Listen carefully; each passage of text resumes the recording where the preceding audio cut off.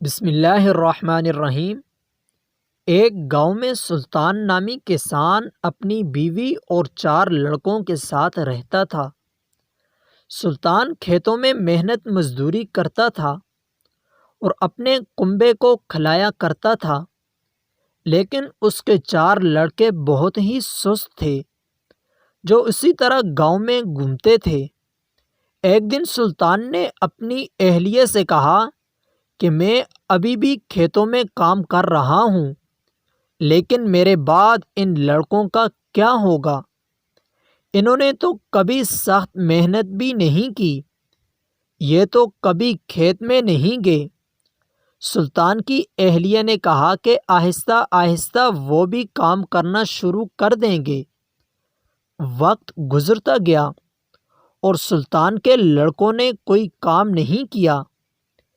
ایک سلطان بہت بیمار ہو گیا، وہ طویل عرصے تک علیل رہا۔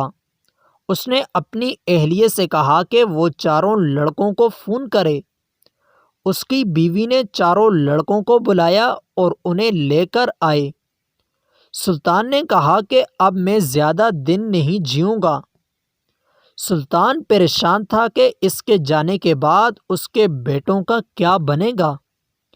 اسی لیے اس نے کہا، بیٹے، میں نے اپنی زندگی میں جو کچھ بھی کمایا ہے وہ میرے کھیتوں کے نیچے دفن ہے۔ میرے بعد آپ اس سے خزانہ نکال لینا اور آپس میں بانٹ لینا۔ یہ سن کر 4 لڑکے بہت ہی خوش ہوئے۔ کچھ دیر عرصہ کے بعد سلطان کی موت ہو گئی۔ سلطان کی موت کے کچھ دن بعد اس کے لڑکے دفن شدہ خزانہ تلاش کرنے کے لیے کھیت میں گئے۔ انہوں نے صبح سے شام تک سارا کھیت کھود لیا، لیکن انہیں کوئی خزانہ نظر نہ آیا۔ لڑکے گھر آئے اور اپنی والدہ سے کہا، ماں باپ نے ہم سے جھوٹ بولا، ہمیں کھیتوں میں کوئی خزانہ نہیں ملا۔ اس کی والدہ نے کہا کہ آپ کے والد نے اپنی زندگی میں یہ مکان اور کھیت کمایا اور اب تم سب نے کھیت کھود ہی لیا تو اس میں بیج لگا دو۔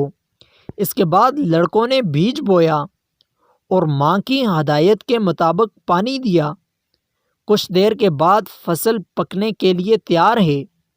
لڑکوں نے اسے بیچ کر اچھا منافع کمایا، جس کے ساتھ وہ اپنی والدہ کے پاس پہنچے۔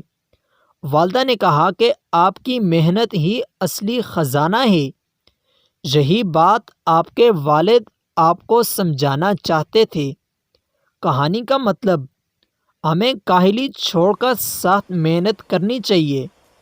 محنت کرنا انسان کی اصل دولت ہے۔